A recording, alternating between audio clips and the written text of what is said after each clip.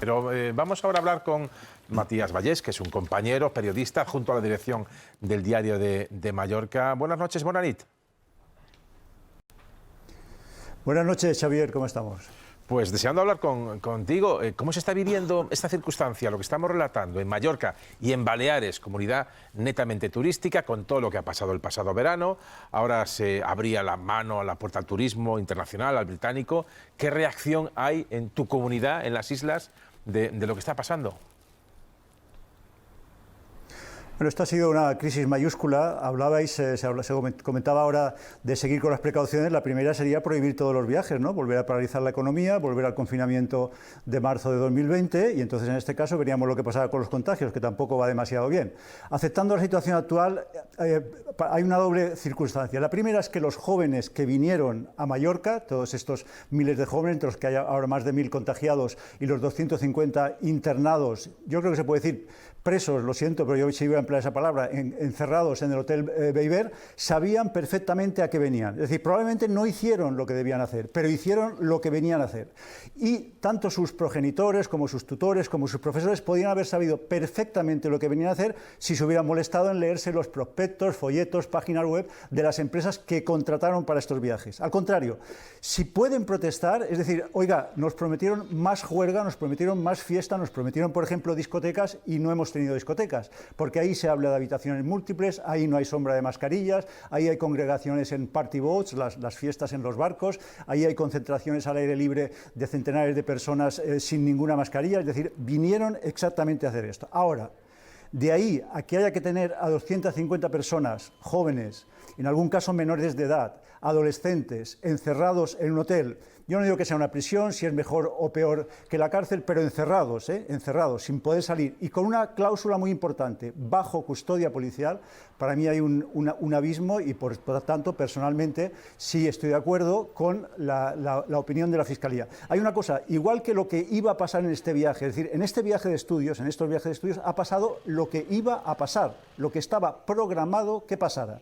Igual que los jóvenes, sus tutores, sus profesores podían haber leído los folletos correspondientes, también podían haberlos leído las autoridades y haber impedido o prohibido conciertos masivos, party boats, discotecas, como se ha sabido, discotecas en sótanos de hoteles, hospedajes en habitaciones múltiples. Para mí es un descubrimiento, no sabía que uno se podía hospedar en habitaciones múltiples, que ya daban paso a lo que realmente ha ocurrido.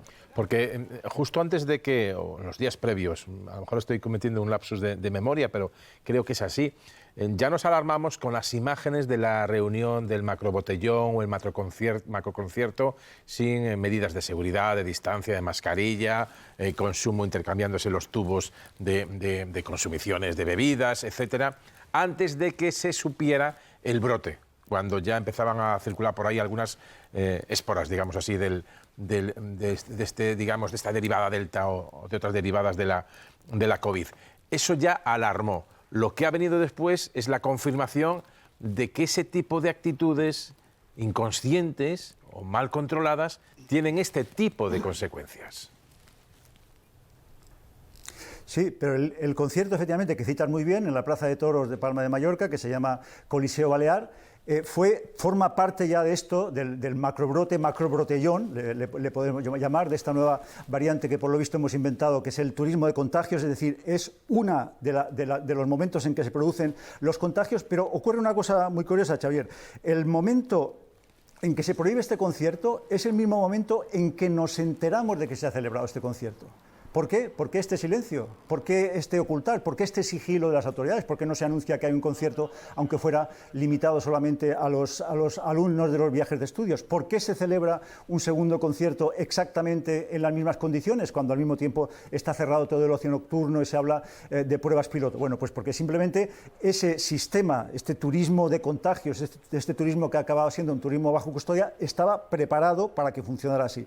Entonces, lo que ocurre después es que además también, fíjate, es que que los contagios que ha ocurrido masivamente en toda España, más de 1000 hasta la fecha, no se descubren en Baleares, se descubren en las comunidades que han recibido con posterioridad a estos jóvenes. Y también quiero hacer una última matización que no es en ningún punto pues, patriotismo o falso nacionalismo, ¿no? Estos jóvenes contagiados, más de 1000, con uno efectivamente, como habéis dicho, ya en la UCI de Elche, y con algunos padres ya de estos jóvenes también contagiados, que todavía es más grave, se contagian en Mallorca, pero no se contagian con gente de Mallorca, se contagian entre ellos. ¿Por qué? Muy simple, porque las tasas de contagios de Mallorca, que están perfectamente, las puede revisar cualquiera, eran muchísimo más bajas que en las comunidades de partida. Es decir, el problema es que se congregaron, que se juntaron, que se masificaron aquí. Con lo cual entramos en otro problema.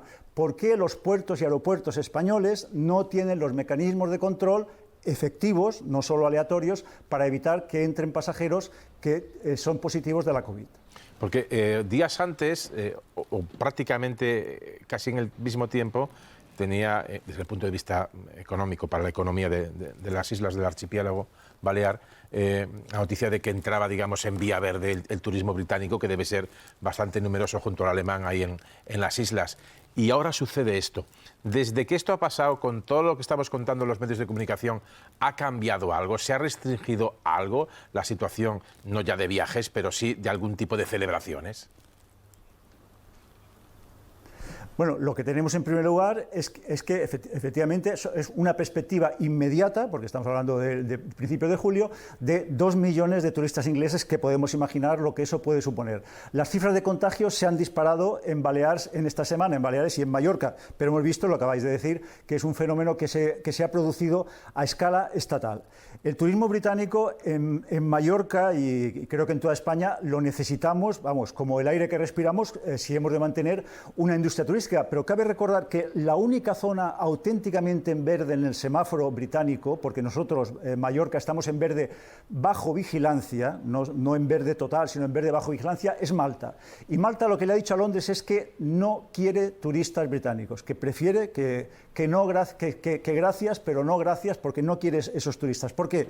Porque tiene miedo de que supongan, como estáis hablando, el aumento de la variante Delta, de la variante de la India, una variante en la que se está discutiendo ahora mismo en Australia, que se contagia solo con 10 segundos de intercambio, es el último debate científico, si bastan 10 segundos de cruzarse con una persona para contagiarse de esta variante india, lo cual supondrá evidentemente que se multipliquen los contagios. El verano pasado, el verano 2020, todos lo recordamos, empezó exactamente igual. En junio se abrió el turismo alemán, en junio se abrió el turismo británico y en julio y agosto se cerraron las fronteras de estos dos países.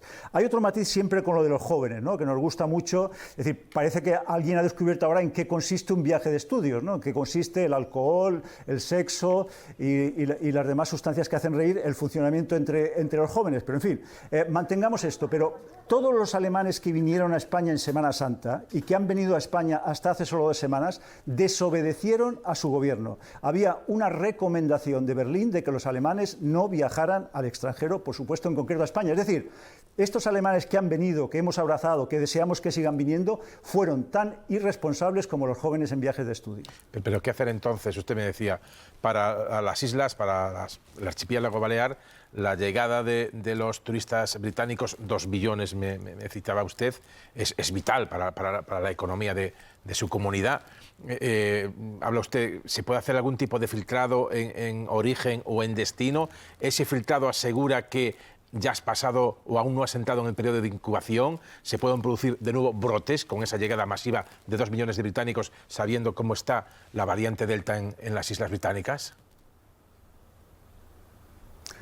Bueno, hay una cláusula inicial, ¿no?, una cuestión de partida, una cuestión previa. El turismo es una industria contaminante, altísimamente, como se está viendo. El virus ha viajado a escala turística. Eso ocurre ya en marzo de 2020, no por supuesto en localizaciones veraniegas como toda España, pero sí, por ejemplo, en las estaciones de esquí alpino, en la estación en concreto austríaca de Ischl, que le llaman la Ibiza de los Alpes. Allí fue el gran foco que transmitió, por ejemplo, al Reino Unido. Es decir, el turismo ha sido fundamental para el virus. El virus viaja en avión.